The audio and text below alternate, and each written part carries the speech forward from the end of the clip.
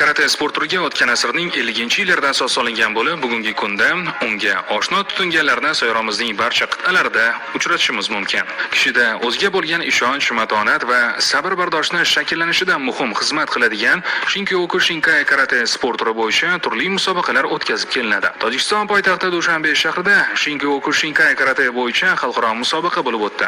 Unda Markaziy Osiyo davlatlari hamda Eron Islom Respublikasidan tashrif buyurgan 6 yoshdan 15 yoshgacha bo'lgan sportchilar ishtirok etishdi. Mazkur turnirda yurtimiz sharafini Sheyxan 5-dan Qora belbog' sohibi Mutal Nazarov boshchiligidagi yosh karatechilarimiz himoya qilishdi.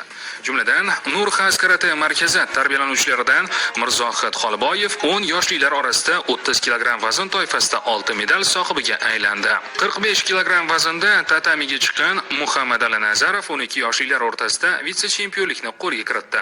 Shuningdek, 8 yoshgacha bo'lgan bolalar o'rtasida Umarjon Umidjonov kumush medalni qo'lga kiritdi. 12 yoshli Ozodbek Abduraupov esa bronza medali bilan taqdirlandi. Xalqaro musobaqa yakunida O'zbekiston va Tojikiston Shinkyoku Shinkai karate federatsiyalari o'rtasida hamkorlik memorandumi imzolandi. Unga ko'ra, ikki davlat sportchilari o'rtasida qo'shma o'quv mashg'ulot yig'inlari, murabbiylar va hakamlar uchun seminarlar o'tkaziladi. Xabaringiz bor, shu kunlarda